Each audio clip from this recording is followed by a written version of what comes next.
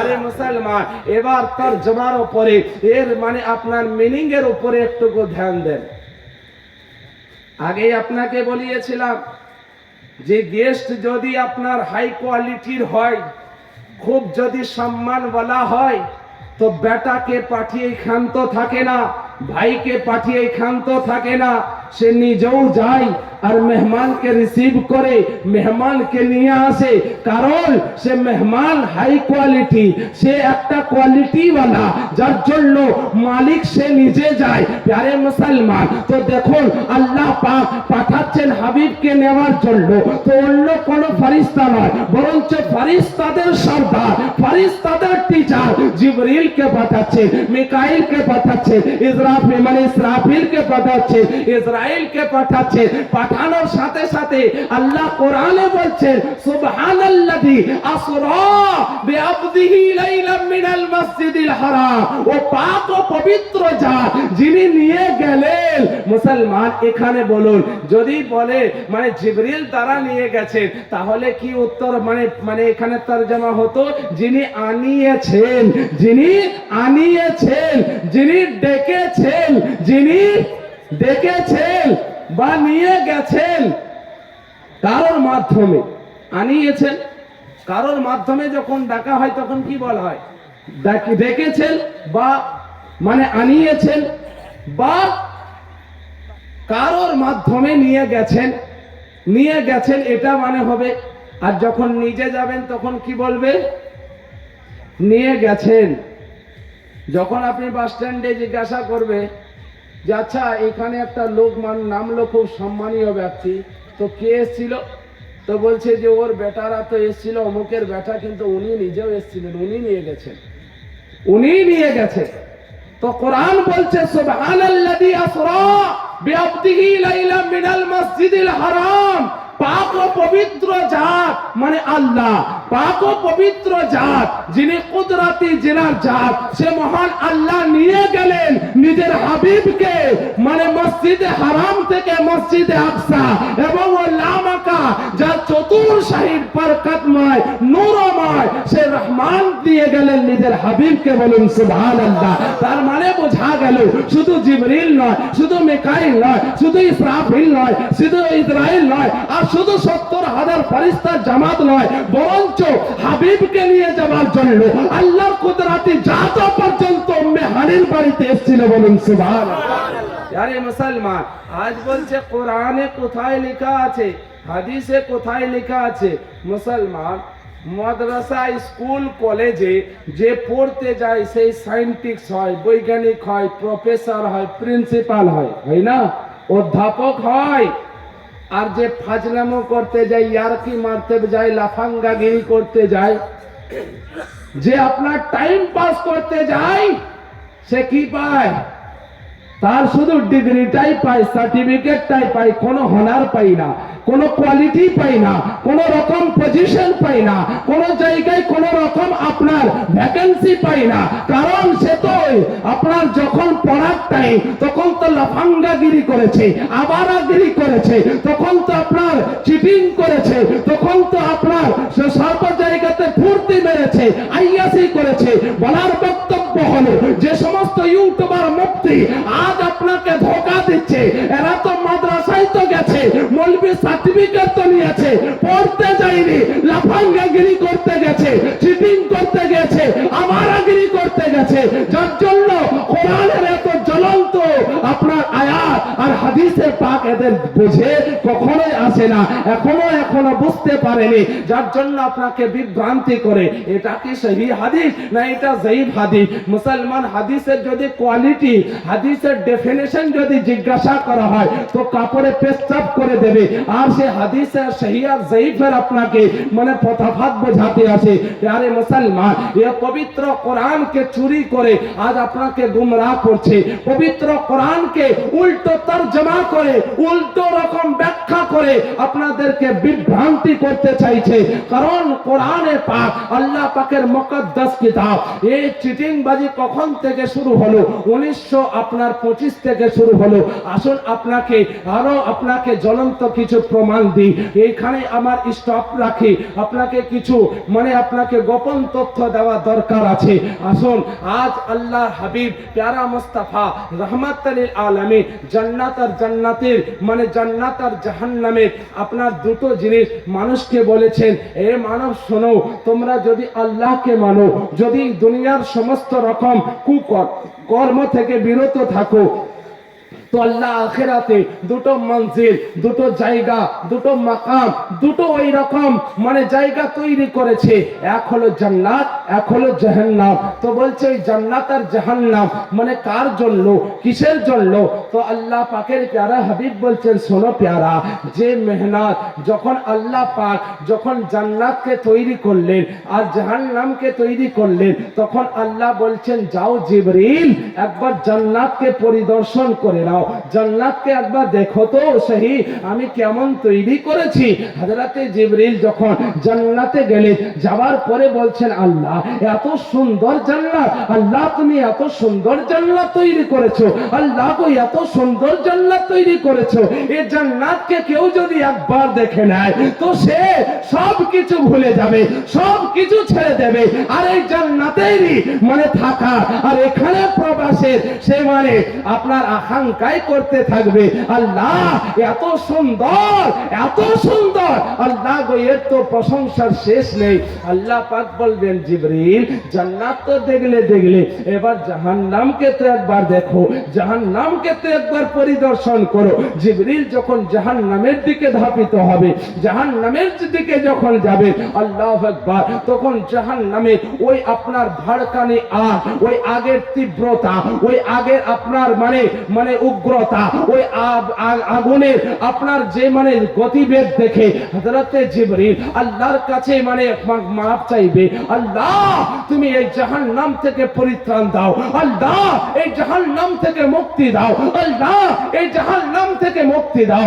বলছে জিবরিল, বলে আল্লাহ এত কষ্ট, এত কষ্ট, এই জাহান্নাম এত ভয়ানক, এত ভয়াবহ, আল্লাহ গো এই জাহান্নামে তো কেউ চাইবে না, এই জাহান্নাম তো খালি পড়ে যাবে, সবাই তো জান্নাতেই যেতে চাইবে, তো জান্নাতে তো সবাই আকাঙ্ক্ষিত হবে, সবাই তো জান্নাতকে চাইবে, সবাই তো জান্নাতে প্রবেশ করতে চাইবে। তখন মহান আল্লাহ পাক বলবেন, হে ফেরেশতা জান্নাতকে ঢেকে দাও, জাহান্নামকে ঢেকে দাও। বলে আল্লাহ কি দিয়ে? বলে জান্নাতকে ঢেকে দাও মেহনত দিয়ে, পরিশ্রম দিয়ে, কষ্ট দিয়ে, আর বড় পরিশ্রম দিয়ে জান্নাতকে ঢেকে দাও, আর জাহান্নামকে ঢেকে দাও আরাম দিয়ে, আয়াস দিয়ে, ফুর্তিবাজি দিয়ে, আর রং তামাশা দিয়ে, মौज মস্তি দিয়ে জাহান্নামকে ঢেকে দাও, আর জান্নাতকে মেহনত আর কষ্ট আর পরিশ্রম আর বড় কঠোর পরিশ্রম দিয়ে জান্নাতকে চতুর্দিকে ঘিরে দাও। যখনই কেউ জান্নাতকে পেতে যাবে তো কঠোর পরিশ্রমের মাধ্যমে তাকে জান্নাতে প্রবেশ করতে হবে, আর জাহান্নামকে ঘিরে দাও বড় আয়াস আর আরাম আর বড় সুখ আর বড় বিলাসিতা দিয়ে জাহান্নামকে ঘিরে দাও, যত ইজিলি ও জাহান্নামে প্রবেশ করার জন্য তার জন্য যথেষ্ট হবে। আরে মুসলমান, এবার আসুন আপনাকে বলি জান্নাতি কে হবে? এই ভাবুন, এই শীতের মাস গেল, কনকনে ঠান্ডা, শীতের কনকনে শীত, আপনার এত শীত যে আল্লাহু আকবার পানি বরফের মতো ঠান্ডা হয়ে আছে, গরম বিছানাতে আপনি ঘুমিয়ে আছেন, রাত্রির শেষ অংশে ফজরে মুয়াজ্জিন আযান দিচ্ছে, আসসালাতু খায়রুম মিনান নাম, আসসালাতু খায়রুম মিনান নাম, যে মুমিন নিদ্রা থেকে নামাজ উত্তম, এ মুমিন নিদ্রা থেকে নামাজ উত্তম।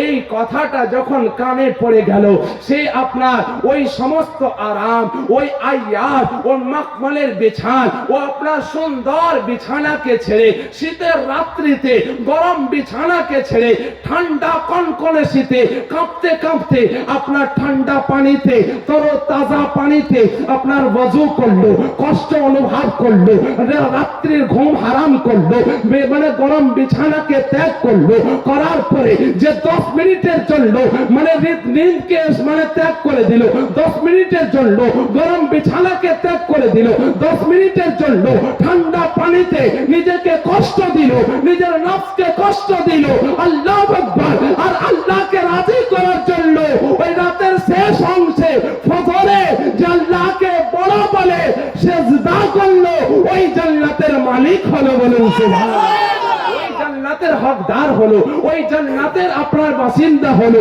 ওই জান্নাতের আপনার মানে সে ওই জান্নাতের সিটিজেনশিপ পেল।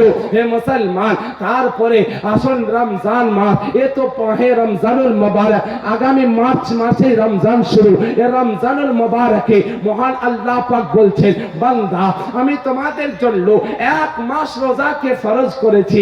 কতক্ষণ? 24 মানে 13 থেকে 13 ঘন্টা তুমি স্বামী আছো, স্ত্রী থেকে বিরত থাকবে, মেলামেশা থেকে বিরত থাকবে, পানাহার থেকে বিরত থাকবে, খাবার থেকে বিরত থাকবে।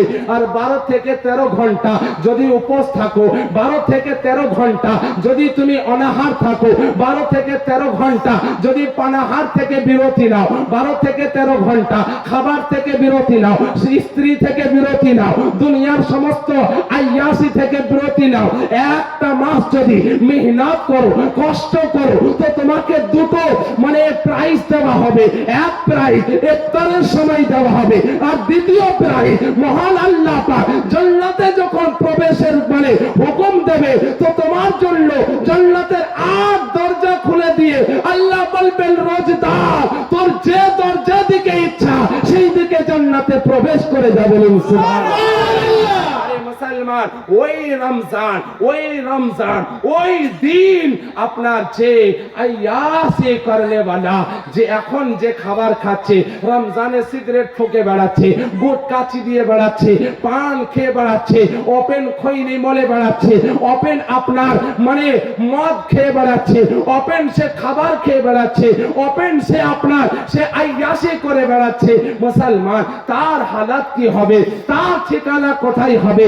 ওই মানে রমজানে একজনা মানে 12 থেকে 13 ঘন্টা মেহনত করলো, সে কামিয়াব হলো, আর একজন সে আয়াসিতে ডুবলো, যার জন্য আল্লাহ বলছে জান্নাতকে মেহনত, পরিশ্রম আর কঠোর পরিশ্রমের মধ্যে জান্নাতকে ঘিরে দাও, আর জাহান্নামকে আরাম ও আয়েশ দিয়ে আর বড় রং তামাশা আর বিলাসিতা দিয়ে জাহান্নামকে ঘিরে দাও। প্যারে মুসলমান, আসুন জান্নাতি আর মানে জাহান্নামীকে একটুকু আমরা চিনি, জাহান্নামীকে আর জাহান্নামের একটুকু বিশ্লেষণ হাদিসের রোশনীতে শুনি।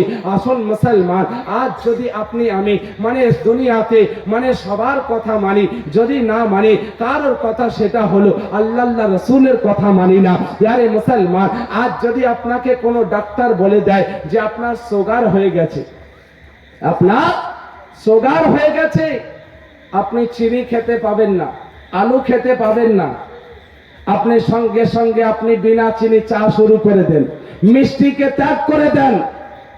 ডাক্তার বলল সুগার হয়ে গেছে, চিনিকে ত্যাগ করে দিলেন, কিন্তু রাসূলুল্লাহ বললেন, মুমিন তুমি দাড়িকে ছিলিও না, এ দাড়ি হলো ঈমান, মুমিনের একটা পেহচান, ঈমানদারের একটা নমুনা। কারণ একটা দাড়ি রাখা সুন্নাত নয়, বরঞ্চ ওয়াজিব, ফরজে আইন, কম্পালসরি, প্রত্যেকটা মুমিনের জন্য এটা একান্তই কম্পালসরি, দাড়ি রাখতেই হবে। কারণ একটা দাড়ির মধ্যে 70টা করে রহমতের ফেরেশতা থাকে। কোন ফেরেশতা? যে হলো মাসুম, যে হলো নিষ্পাপ, যে হলো নির্ভুল, যে হলো গুনাহ থেকে পাক ও পবিত্র, যে হলো ইবাদত করে, যে হলো আল্লাহকে মান্যতাকারী, সব থেকে মাসুম নিষ্পাপ ফেরেশতা, যাদের গুনাহ বলে কোনো সাবজেক্ট নেই। এই রকম রকম ফেরেশতা এক একটা দাড়িতে 70টা করে, একটা দাড়িতে 70টা করে রহমতের নির্গুণা ফেরেশতা আপনার থাকে। তো বলুন চেহারাতে কত দাড়ি থাকে? বলে হাজারো লাখ, মানে হাজারো হাজার আপনার চেহারাতে দাড়ি থাকে। আর মানে আপনার এক একটা দাড়িতে যদি 70টা রহমতের ফেরেশতা থাকে তো চেহারাতে কত দাড়ি আছে আর কত রহমতের ফেরেশতা আছে। বলছে যে যখন কোন মুমিন মুসলমান যখন দাড়ি চাচ্ছে তো ও চুলে নয়, বরঞ্চ ওই মাসুম নির্ভুল ওই নির্গুণা ফেরেশতাদের গলাতে খুর চালায়। এ মুসলমান বলুন বলুন কোন ইমানদারের কি হিম্মত হবে যে একটা নিষ্পাপ, একটা নির্গুণা, একটা মাসুম মানুষকে কতল করে দেয়? মুসলমান এ তো মুসলমানের হাত কাঁপবে, ইমানদারের তো হাত কাঁপবে, মুমিনের তো হাত কাঁপবে। মুমিন তো কখনোই চাইবে না হ্যাঁ হ্যাঁ পারবে, কে পারবে? ইহুদি পারবে, নাসারা পারবে, বেদিন পারবে, মুশরিক পারবে। যার জন্য ইমামে আহলে সুন্নাহ বলতে আছে যে দাড়ি কাটে খোদা না করে সে যদি মওত হয়ে যায় তো ইহুদি নাসারা হয়ে মারা যাবে, সে ফাঁসিকে মরলি, তার কোনো নামাজ কার্যকারী না, তার রোজা কোনো কার্যকারী না। তাই সে যদি কাবার চৌকাটে দোয়া করে তো তার দোয়াও কোনো কার্যকারী না। কারণ কি? সে নিষ্পাপ ফেরেশতার হত্যাকারী। আর সে নামাজ পড়লে পরে সে নামাজের কি ফায়দা হবে? সে রোজা রাখলে সে রোজার কি ফায়দা হবে? আরে মুসলমান, তো নবী আমরা সবার শুনে ডাক্তার বলল সুগার হয়ে গেছে, চিনি ছেড়ে দাও, আমরা সঙ্গে সঙ্গে চিনি ত্যাগ করলাম। কিন্তু নবী বললেন দাড়ি কাটা বাদ দাও, কিন্তু আমরা ছাড়লাম না। প্যারে মুসলমান, ডাক্তার বলছে ব্লাড প্রেসার হয়ে গেছে, হাই প্রেসার হয়ে গেছে, লবণ খাওয়া বন্ধ করে দাও, নমক খাওয়া বন্ধ করে দাও, নুন খাওয়া বন্ধ করে দাও। সঙ্গে সঙ্গে বিনা লবণের তরকারি খেতে শুরু করলাম। কিন্তু নবী মুস্তাফা বললেন ও আমার উম্মত উম্মতি কুররাতু আইনি ফি সালাত, নামাজ হলো আমার চোখের শীতলতা, তোমরা নামাজের জন্য এসো, নামাজ পড়ো। কিন্তু মুসলমান আজ আপনি আমি মানছি ডাক্তারের কথা, মানছি দুনিয়ার কথা, যদি না মানছি তো আল্লাহ রাসূলের কথা মানি না। নবী বললেন নামাজ পড়ো, নামাজ আমার চোখের শীতলতা। কিন্তু আজান হচ্ছে মসজিদে, আমরা মসজিদের আজান শুনে আমরা মসজিদকে পিঠ পিছন করে চলে যাচ্ছি। হে মুসলমান বলুন তো আজকে দুনিয়াতে সবার মানি, যদি না কারোর কোনো কথা মানি সেটা হলো আল্লাহ রাসূলের মানি না।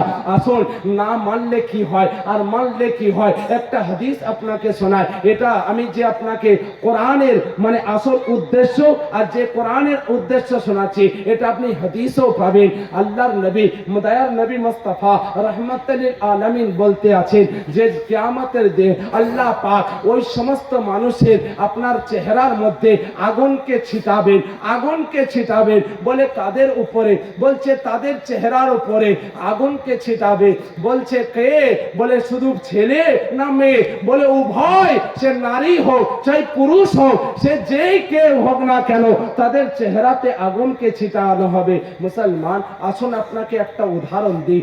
আগুন ছিটের কথা বলে আসুন মানে বৃষ্টির দিনে বিনা হেলমেটে আপনি বাইক চালাবেন, দেখবেন আপনার ঠান্ডা শীতল পানি, যার কোনো মুখ নেই, যার কোনো হাত নেই, যার কাছে তলোয়ার নেই, যার কাছে বিলেটের মতো কোনো ধার নেই, সে হলো শীতল ঠান্ডা পানি। যে মানুষকে ঠান্ডা করে, যে মানুষকে শীতলতা দেয়, সে পানি যখন বৃষ্টির দিনে আপনার মানে খুব তীব্র গতিবেগে যখন বৃষ্টি হয়, খুব জোরে বৃষ্টি হয়, আর বিনা হেলমেটে যদি আপনি স্পিডে বাইক চালান তো আপনার মুখে যখন পানির বাড়িটা লাগে তো আপনার দিল বরদাস্ত করে না, আপনি সহ্য করতে পারেন না। তাড়াতাড়ি করে আপনি বাইকটাকে দাঁড় করিয়ে কোনো জায়গাতে আশ্রয় নেন। কারণ এই চেহারার মধ্যে সব থেকে নাজুক যদি কোনো পার্ট আছে সেটা হলো আপনার চেহারা। এই শরীরের মধ্যে সব থেকে নাজুক যদি কোনো পার্ট সেটার নাম হলো চেহারা। যেখানে চোখ আছে, যেখানে নাক আছে, যেখানে জবান আছে, যেখানে কান আছে, এটাও বলতে পারে যে শরীরের সব আছে, যদি চেহারা না থাকে শরীরের কোনো দাম নেই। প্যারে মুসলমান, তো ভাবুন যে ঠান্ডা শীতল পানি যেটাতে মানুষকে আরাম দেয়, যেটাতে মানুষকে শীতলতা দেয়, যেটা মানুষকে ঠান্ডা করে, ওই শীতে মানে বৃষ্টির পানি যদি আপনার আমার শরীরে যদি ছিটানো হয়, যদি সেটা জোরে বাড়ি লাগে তো আপনার আমার দিল বরদাস্ত করতে পারে না।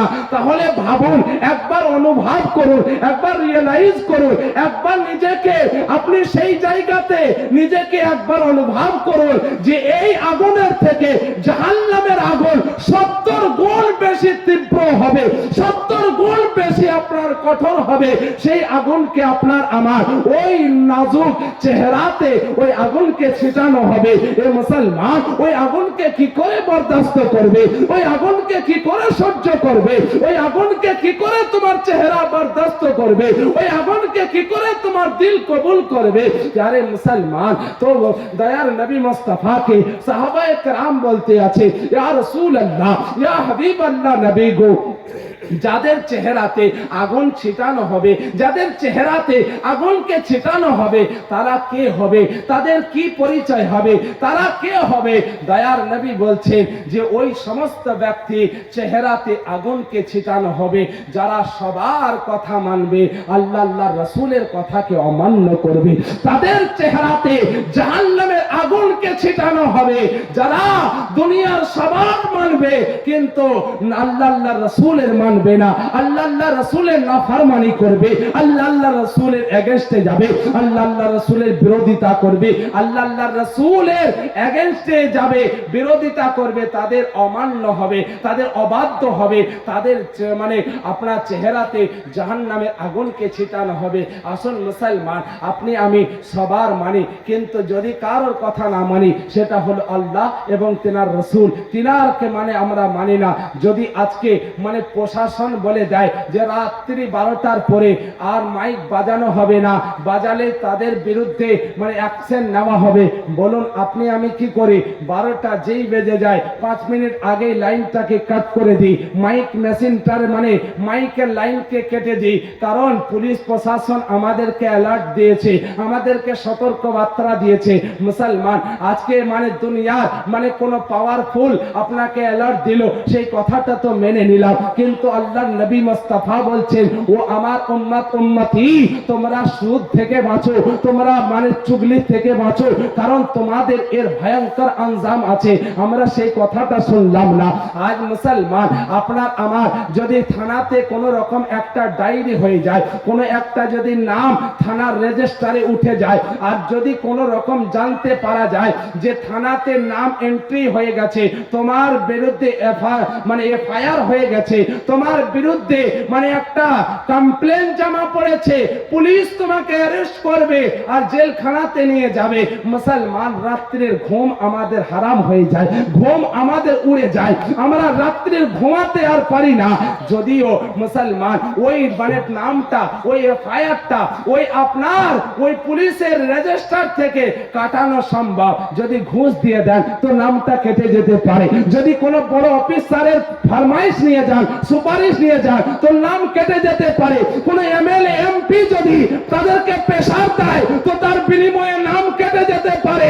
মুসলমান, একটা থানাতে যদি নাম এন্ট্রি হওয়াতে যদি আপনার আমার ঘুম উড়ে যায়, যদিও সেই নামটা কাটানো সম্ভব, ঘুষ দিলে কেটে যেতে পারে, এমএলএ এমপি যদি মানে সুপারিশ করে কেটে যেতে পারে, কোন বড় অফিসার যদি গিয়ে সে যদি ফরমাইশ করে তো কেটে যেতে পারে, কিন্তু মুস্তাফা আলাইহির রহমত বলে এ আমার উম্মত উম্মতি, তোমরা যদি এক ওয়াক্তের নামাজ কাজা করে দাও তো তোমাদের নাম জাহান্নামের চৌকাটে লিখে দেওয়া হয়। এ মুসলমান, আজ দুনিয়ার পুলিশ স্টেশনে যদি নাম যদি উঠে যায় তো তার জন্য আমাদের ঘুম উড়ে যায়, আর জাহান্নামে আপনার মানে নাম যদি লেখা হয় তাহলে আমাদের ঘুম কি করে আসতে পারে?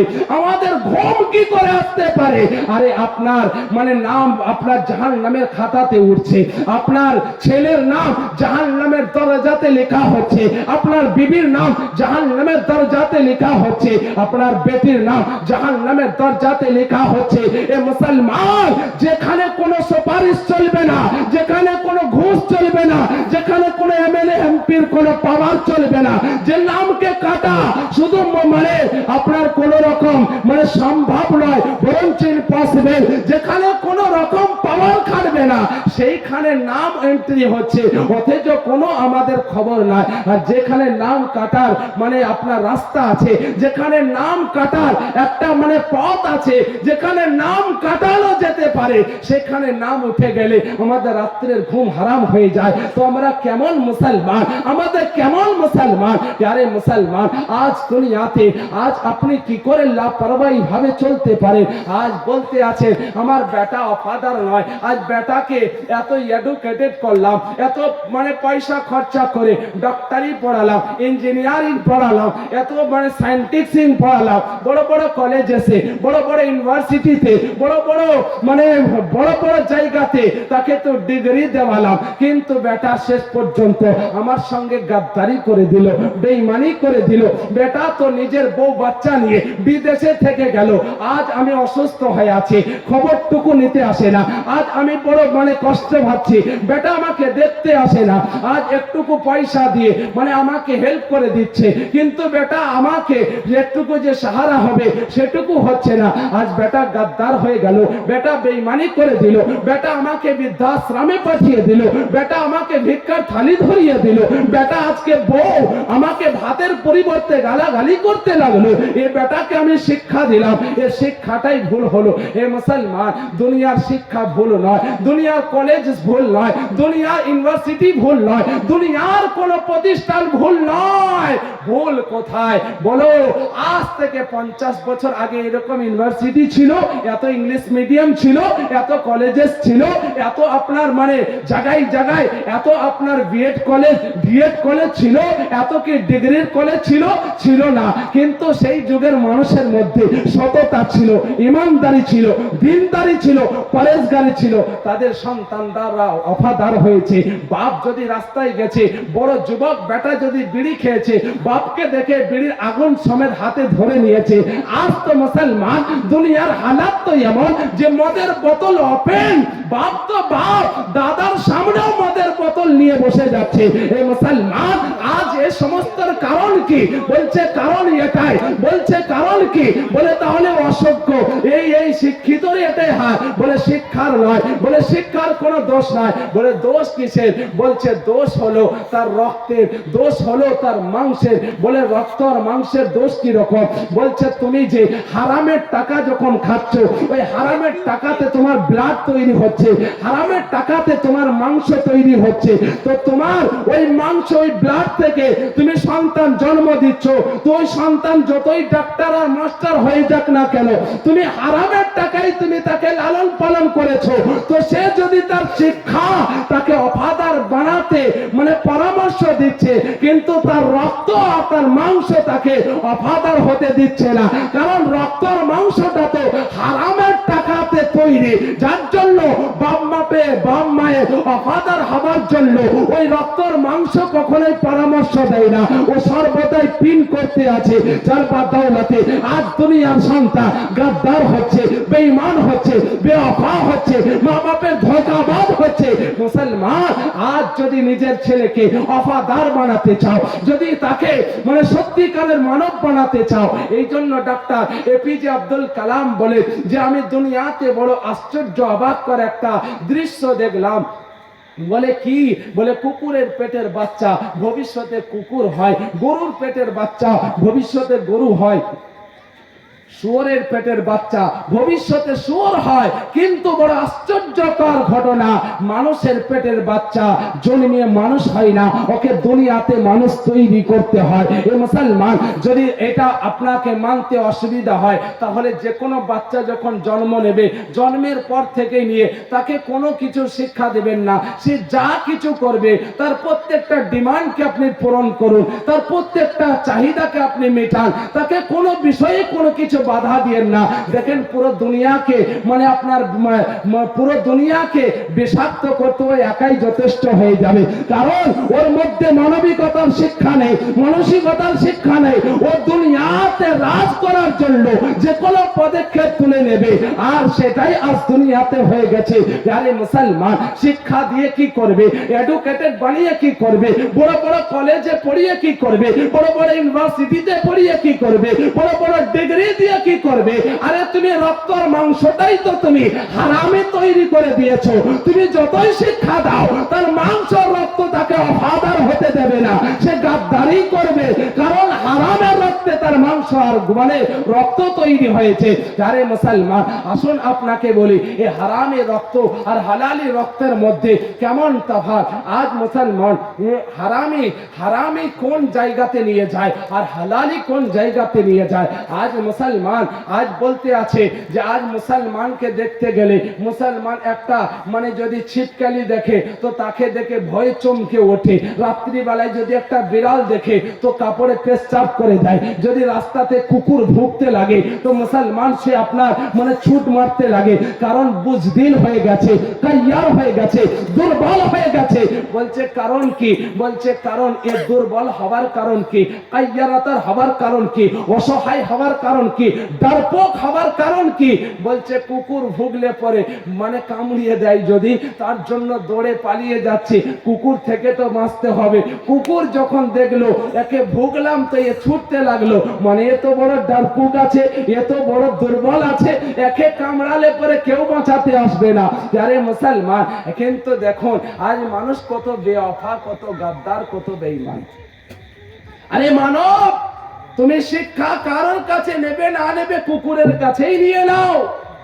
একটা কুকুরকেই দেখে শিক্ষা নিয়ে নাও। কুকুরকে কেউ যদি মারে, কুকুরকে কেউ যদি বেরোয়, কুকুরকে কেউ যদি মারার চেষ্টা করে তো কুকুর নিজের জান বাঁচানোর জন্য মালিকের ঘরের দিকে ছুট মারে।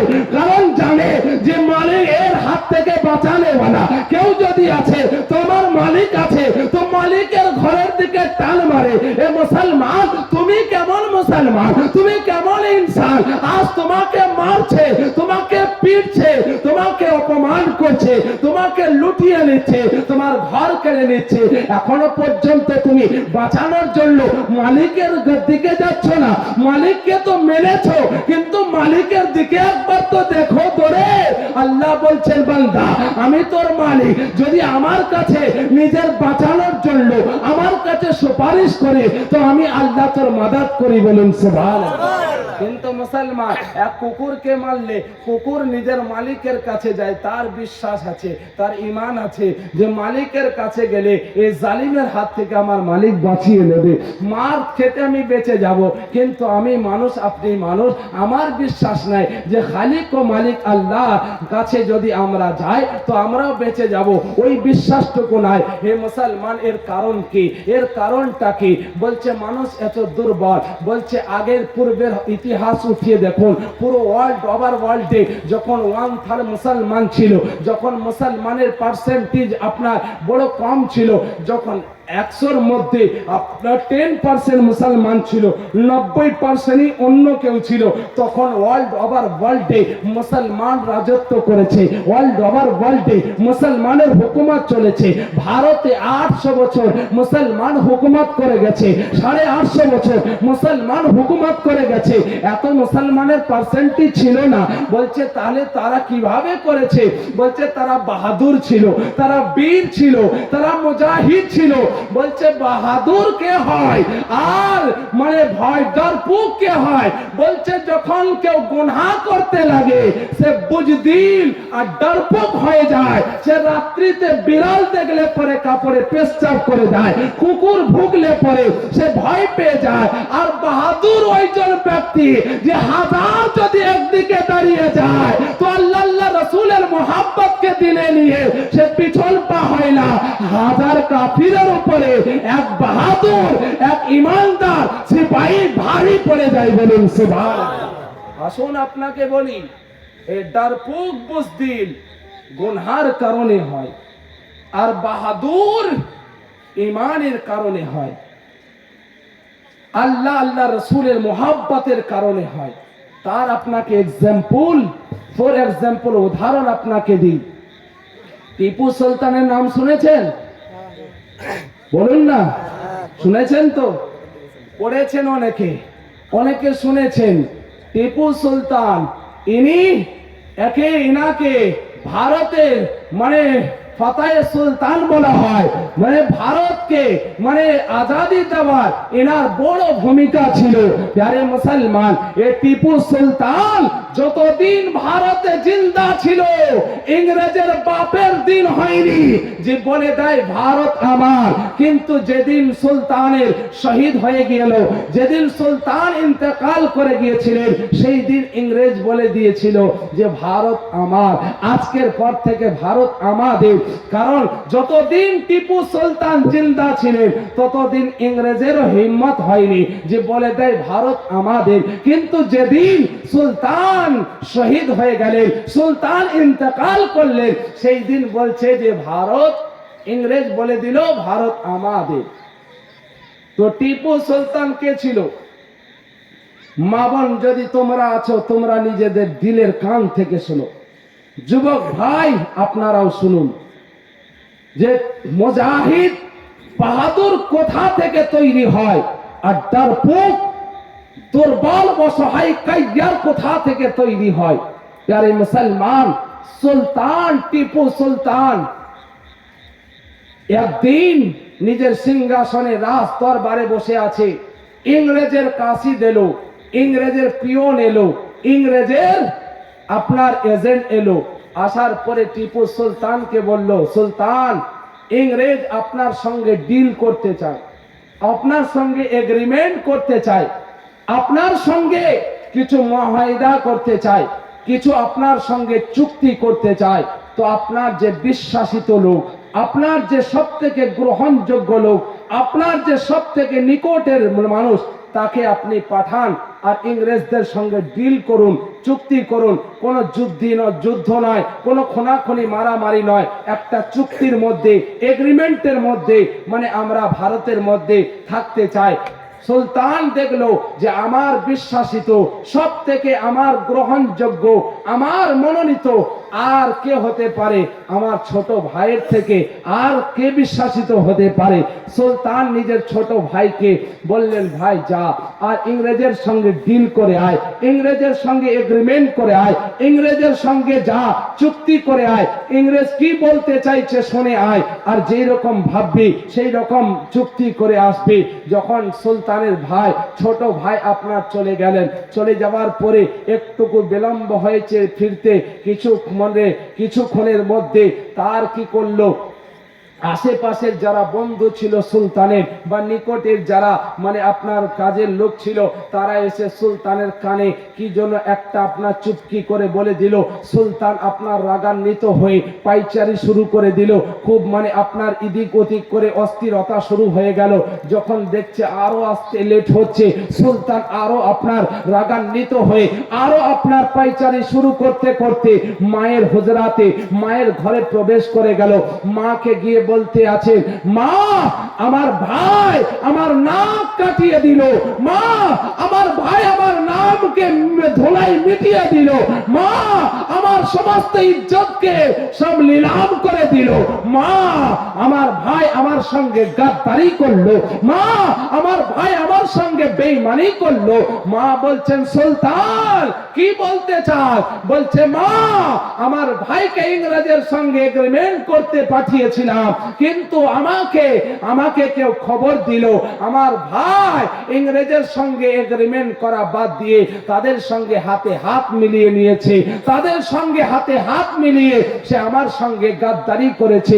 যেই মায়ের কানে শুনলো আওয়াজ, যেই মায়ের কানে আওয়াজ পড়লো, মা আপনার রাগান্বিত হয়ে মানে আজকেও দাঁড়িয়ে গিয়ে বলছেন, সুলতান মুখে লাগাম দিয়ে কথা বল, সুলতান নিজের জবানে লাগাম দিয়ে কথা বল। তুই যেমন আমার বিশ্বাসিত বেটা, তোর প্রতি যেমন আমার যতটা ভরসা আছে, তুই যেমন দেশের গাদ্দারি করবি না, তুই যেমন কারো বেওয়াফা করবি না, তেমন আমার ওই বেটাও কখনো গাদ্দারি করতে পারে না। এ হতে পারে কোনো কারণে তার আসতে দেরি হচ্ছে, কোনো কাজে বিশেষে সে হয়তো দেরি করছে, কিন্তু সে ইংরেজের সঙ্গে হাত মিলিয়ে নিয়েছে, এটা আমি বিশ্বাস করি। করব না। প্যারে মুসলমান, মা এই কথা যখন বলল, সুলতান চুপ হয়ে গেল, সুলতান খামোশ হয়ে গেল, সুলতান পুরো জবানকে বন্ধ করে নিল। এমন অবস্থাতে আপনার কিছুক্ষণের মধ্যেই দেখছে সুলতানের ছোট ভাই বড় আপনার আনন্দে, বড় আপনার খুশির খবর নিয়ে এসে বলছেন, ভাইজান ইংরেজের সঙ্গে খুব সুন্দর মাহিদা, খুব সুন্দর এগ্রিমেন্ট হয়েছে। এই সমস্ত প্রয়োজনীয় কথাবার্তা সেরে নেওয়ার পরে, সমস্ত কাজ কমপ্লিট করে টিপু সুলতান নিজের মায়ের পদতলে পড়ে গিয়ে মায়ের পাকে জড়িয়ে ধরে বলছে, আম্মি আম্মি আমি বড় অন্যায় করেছি আম্মি, আমি এত বড় একজন বাহাদুর, আমি এত বড় একটা মানে বাদশাহ, আমি এত বড় একটা মুজাহিদ, মাগো কিছুক্ষণের জন্য মানুষের কিছু কথার ভিত্তিতে আমি নিজের ভাইকে অবিশ্বাস করে নিলাম, নিজের ভাইকে আমি গাদ্দার বানিয়ে দিলাম। মাগো আমি এত অল্প সময়ের মধ্যে আমি যে ভাইয়ের প্রতি সন্দেহ এনে নিলাম, মা তুমি কি করে ভাইয়ের প্রতি এত কনফিডেন্স, এত ভাইয়ের প্রতি এত ভরসা কি করে তোমার হলো? মা যে ভাই গাদ্দার হবে না এটা তুমি কি করে বললে? মা বোন আপনি শুনুন, হে মুসলমান আপনি দিলের কান থেকে শুনুন, হযরতে সুলতানের মা বলতে আছেন, টিপু শোন, আমার নিজের প্রতি কোনো ভরসা নেই, আমার নিজের প্রতি কোনো বিশ্বাস নেই, আমি আল্লাহ রাসূলের প্রতি ভরসার বিশ্বাস রেখে আমি বলেছিলাম, সুলতান তুই যেমন দেশের গাদ্দার হতে পারিস না, তেমন আমার ছোট বেটাও হতে পারে না। বলছে মা কারণ কি?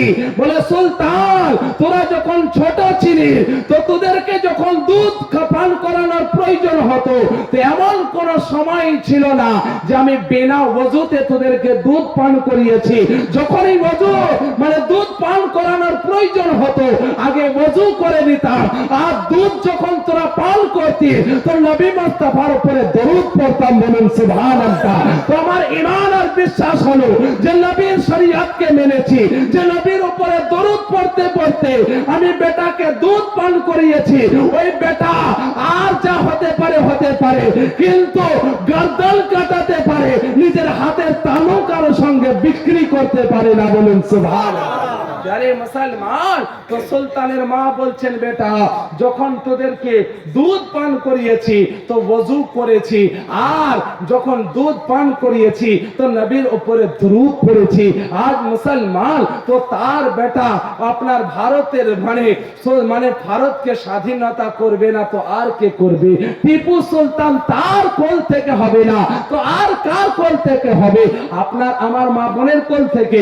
যে মা বাচ্চাকে কোলে নিয়ে আপনার সিরিয়াল দেখতে থাকে, যে আপনার উলঙ্গ আপনার সিন আর ফিল্ম দেখতে দেখতে বাচ্চাকে দুধ পান করায়, না হলে মুখের মধ্যে অশ্লীল ভাষা বলতে থাকে, না হলে কারো চুগলি করতে থাকে, না হলে গীবত করতে থাকে, না হলে হারামের টাকা খায়, না হলে পরে আপনার কারোর কোন রকম আপনার বেঈমানি করে, না হলে আপনার চিটিং এর পয়সা খেয়ে নিজের বাচ্চার পরবরিশ করে। হে মুসলমান, তার বাচ্চা বাহাদুর হবে, তার বাচ্চা মুজাহিদ হবে, তার বাচ্চা ভারতকে জয় করবে, তার বাচ্চা কোন আপনার বিরোধিতা করবে না? না, আরে তার বাচ্চা তো মাওয়ালি হবে, গুন্ডাই হবে, বদমাশি হবে, তার বাচ্চা আরো যত জঘন্যতা আছে সেটা হবে, কারণ তার মা তো নিজেই তো ঠিক নাই। যার জন্য বলা হয়েছে মুসলমান, যদি বাচ্চাকে মানুষ করতে চাও, বাচ্চাকে যদি নেক বানাতে চাও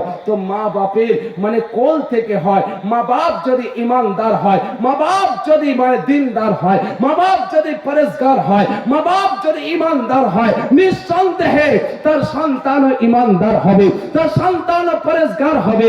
যে পয়সার জন্য ইমানের সওদা করবে না, যে পয়সার জন্য মসজিদে গিয়ে রাজনীতি করবে না, যে পয়সার জন্য দিনকে অন্যের হাতে বিক্রি করবে না, যে পয়সার জন্য নিজের মূল্যবান কওমকে অন্যের গোলামিতে কখনোই ঠেলে দেবে না।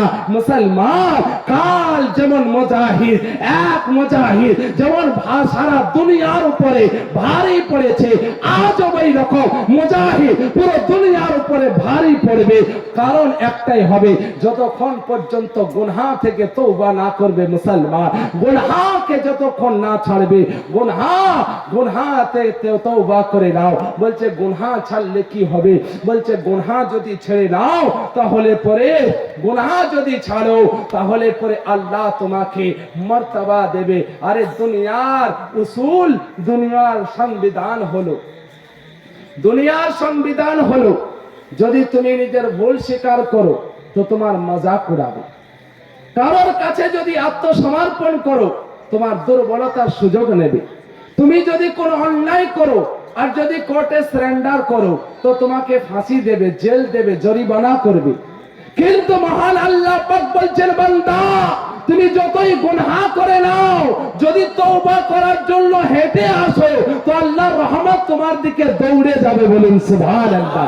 তুমি যদি আল্লাহর কাছে আত্মসমর্পণ করো, তুমি যদি আল্লাহর কাছে তওবা করো বান্দা, তো আল্লাহ তোমাকে এমন রতবা দেবে, এমন সম্মান দেবে, এমন তোমাকে মাকাম দান করবে। যদি সচ্চা দিলে তওবা করে নাও তো আল্লাহ পাক দুনিয়াতে তোমার ইজ্জতকে উচ্চ করবে আর আখিরাতে তোমার কবরকে এত লম্বা করবে, এত লম্বা করবে যে কবরে তোমার যত দূর নজর যাবে অত দূর তোমার কবরকে বাড়িয়ে দেওয়া হবে। বলুন সুবহানাল্লাহ। প্যারে মুসলমান, তার জন্য বলা হয়েছে প্যারে মুসলমান, এ দুনিয়াতে কিন্তু আজ মানুষ কি গুনাহ ছাড়তে চায় না। মানুষ কি করে? মানুষ বলতে আছে অর্থ আছে, টাকা আছে, পয়সা আছে, পজিশন আছে, আল্লাহ পাওয়ারের মালিক বানিয়েছে, বলছে টাকার জোরে গরিবের গরিবের প্রতি অত্যাচার করে। অর্থের বাদৌলতে মানুষকে মানুষ মনে করে না, অর্থের কারণে মানুষের প্রতি অত্যাচার করে, মানুষের আপনার জীবন নিয়ে খেলা করে, মানুষের আপনার ইমোশন নিয়ে খেলা করে, মানুষের সঙ্গে গাদ্দারি করে, বেঈমানি করে, মানুষকে আপনার কষ্টের মধ্যে ফেলে দেয়। পয়সার কারণে, পয়সার দৌলতের লালচে, দৌলতের কারণে সে খোদার হুকুমকেও নাফরমানি করে, আল্লাহর অর্ডারকে আপনার পিঠ পিছন করে, রাসূলুল্লাহর হুকুমকে অমান্য করে।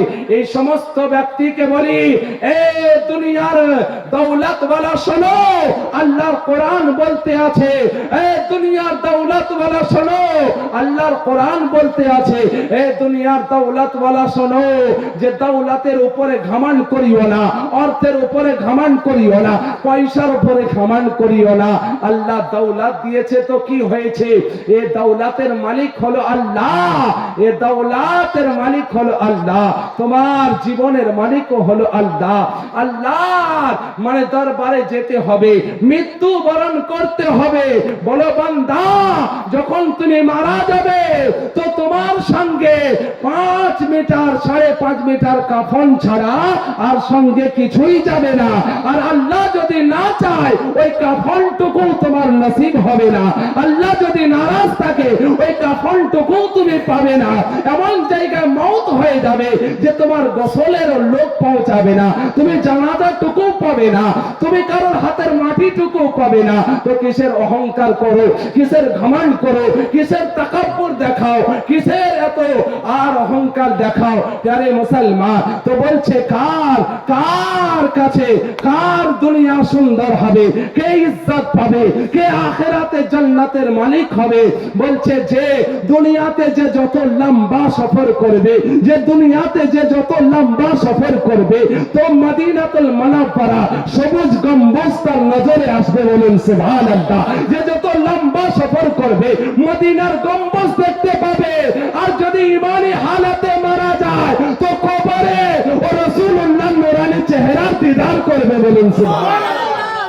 আজ মুসলমান বলছে যা হবে দেখা যাবে, মারা যাব দেখা যাবে, মরে গেলে সব শেষ হয়ে যাবে, বডি তো পুড়িয়ে দেওয়া হবে, বডি তো মাটি খেয়ে নেবে।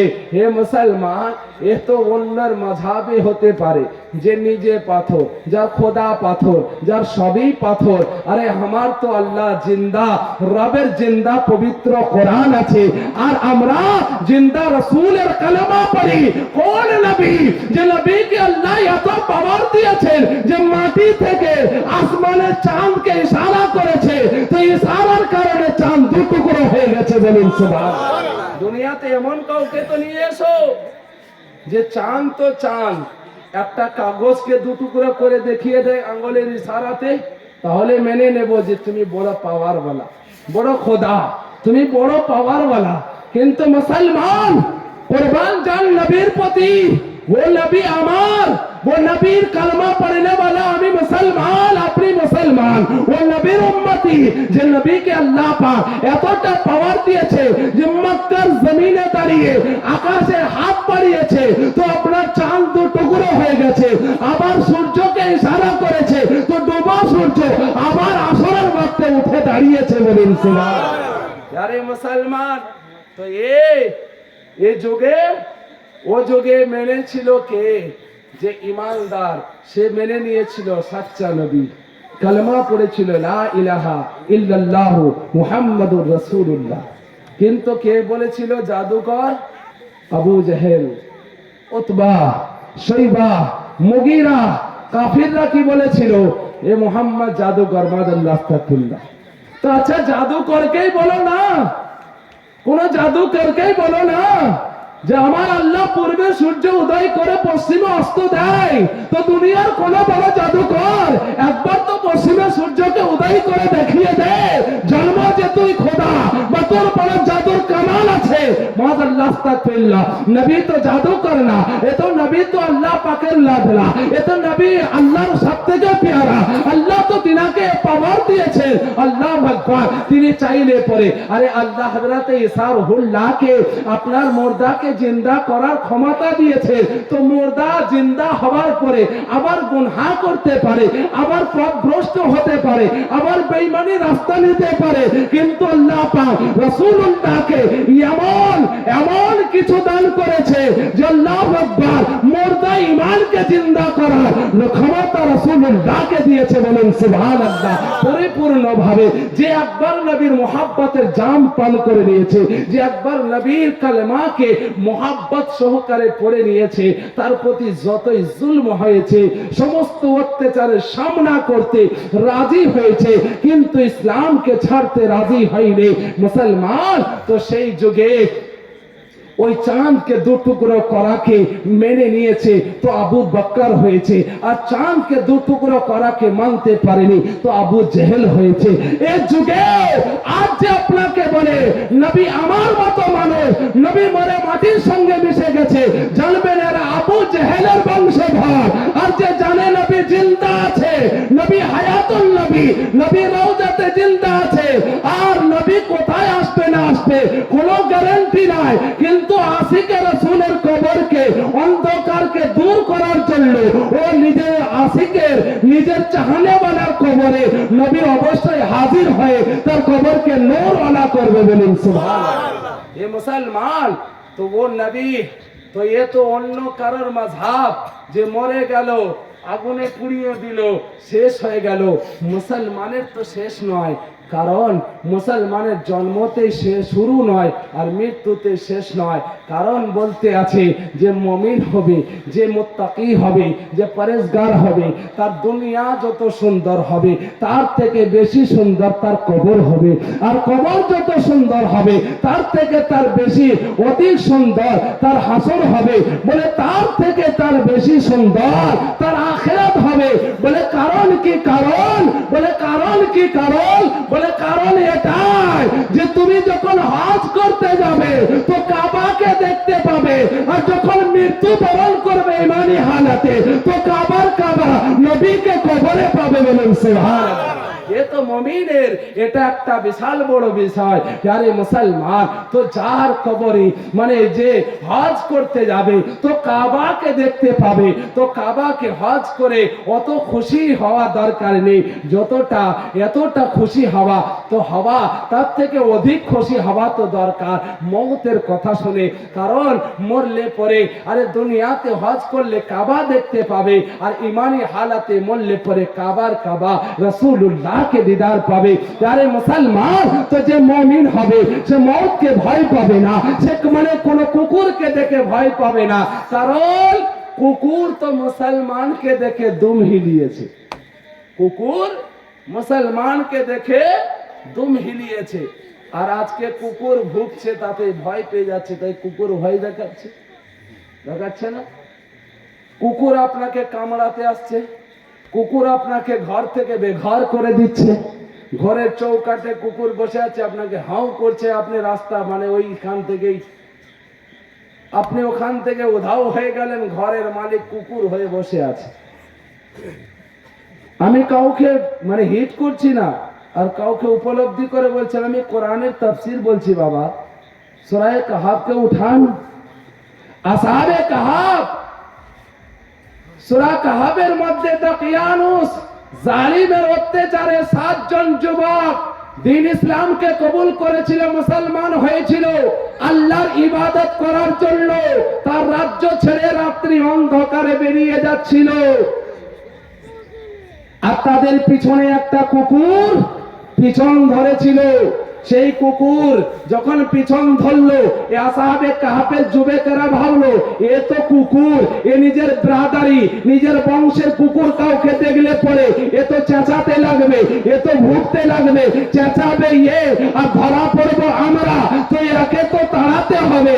তো যেই পাথরকে তুলে কুকুরকে যখন মারতে চাইলো আসহাবে কাহাফ কুকুরকে তাড়ানোর জন্য যখন পাথরকে তুলে মারতে গেল, তো কুকুর নিজের পিছনকার মানে পায়ের উপরে ভর দিয়ে সামনেকার পা দুটোকে হাতের রূপ দিয়ে আল্লাহর কাছে ফরিয়াদ করছে, আল্লাহ তুমি আমাকে মানুষের মতো জবান দাও, আমি তোমার বান্দার সঙ্গে কথা বলতে চাই।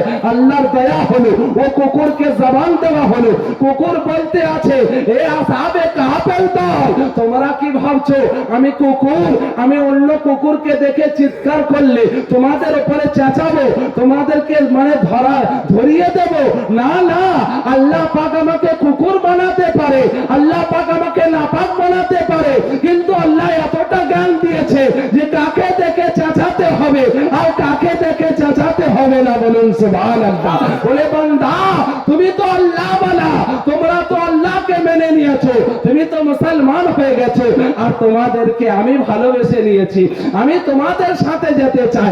মহান আল্লাহ বলছেন, এ আসহাবে কাহাফ তুই মুসলমান, তোর কোয়ালিটি তো দেখ, তোর পার্সোনালিটি তো দেখ, তোর ইজ্জত তো দেখ, তোর মাকাম তো দেখ, তোর রুতবা তো দেখ, তোর সম্মান তো দেখ। আরে কুকুর, নাপাক কুকুর, ও কুকুরের ব্রাদারি, কুকুরের বংশ থেকে এসছে, যে নাপাক সে মুসলমান তোকে দেখলো, তোকে দেখলো, তোকে ভালোবাসলো, তোর সঙ্গে মানে সম্পর্ক জুড়লো, তুই ইমানদার, যা ওই কুকুর তোকে মহব্বত করার বদৌলতে ও কুকুর জান্নাতি। বলুন সুবহানাল্লাহ। এ মুসলমান, এক মুসলমানকে এক কুকুর দেখে যদি জান্নাতি হতে পারে, এক কুকুর নাপাক কুকুর যদি এক মুসলমানকে দেখে জান্নাতি হতে পারে, তো সে মুসলমান তুমি কি করে জাহান্নামী হতে পারো, তুমি কি করে জাহান্নামে যেতে পারো? তাহলে কুকুর তোমার থেকে বাত্তার, মানে সে তোমার থেকে উত্তম, আর তুমি কুকুরের থেকে বাত্তার। কারণ কুকুর তো আল্লাহওয়ালাকে মহব্বত করার বদৌলতে,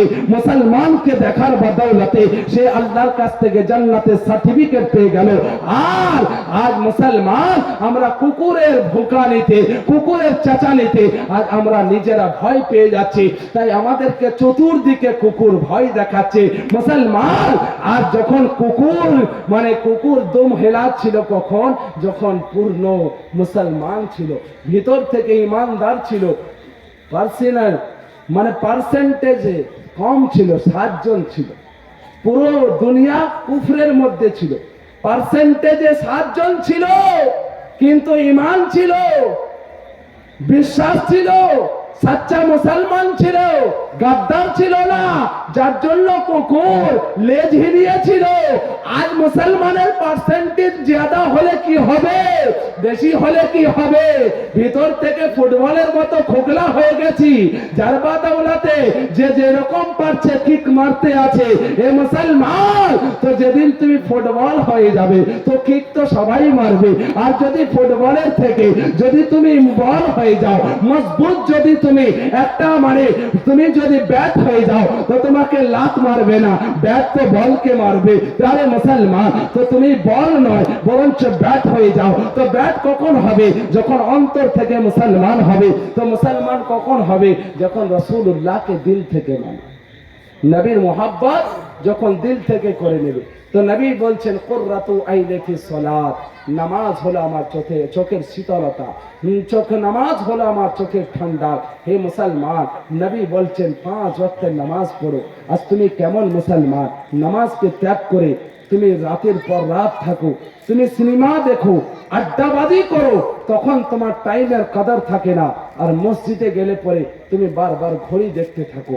তুমি কেমন ইমানদার মুসলমান, তুমি সিনেমা দেখতে দেখতে হিরোইনের সম্পর্কে চুতোতে তোমার চোখ থেকে পানি ঝরে, কিন্তু কোন আল্লাহ ওয়ালার ইবাদত আর মেহনত আর পরিশ্রমের কাহিনীতে কারবালার ইমামে হুসাইনের ওই ইসলামকে বাঁচানোর মঞ্জারে তোমার ওই ঘটনা শুনে তোমার হৃদয় কাঁপে না, চোখ থেকে পানি ঝরে না। তুমি কেমন মুসলমান বলো, তোমার দুনিয়া থেকে ইজ্জত করবে না দুনিয়া তোমাকে পায়ে ফেলে কুচলাবে।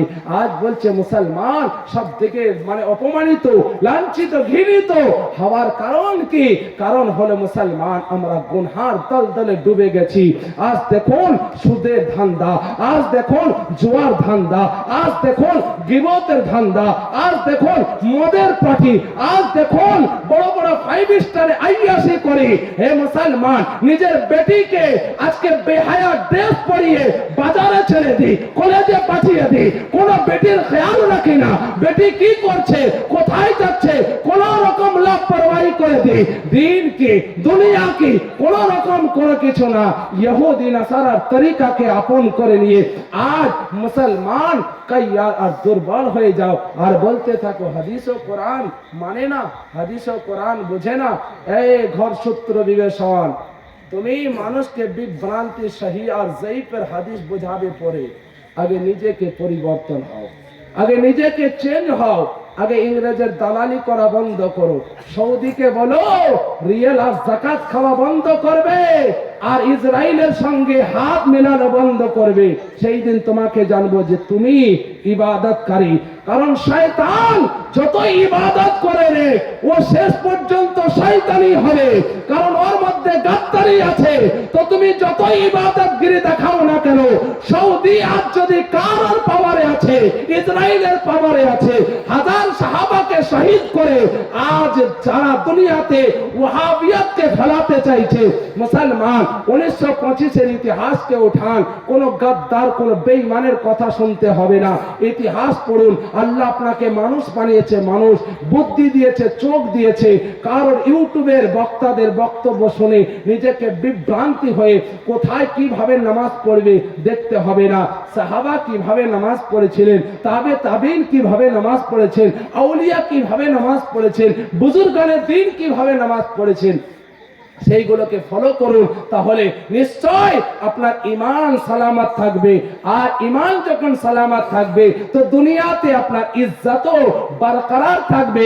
আর দুনিয়াতে যদি আপনার ইজ্জত বরকরার থাকে তো ঈমানি হালাতে আপনার মৃত্যু হবে। আর ঈমানি হালাতে যদি মৃত্যু হয় তো আলহামদুলিল্লাহ ইনশাআল্লাহ আপনার কবরও বড় সুন্দর হয়ে উঠবে।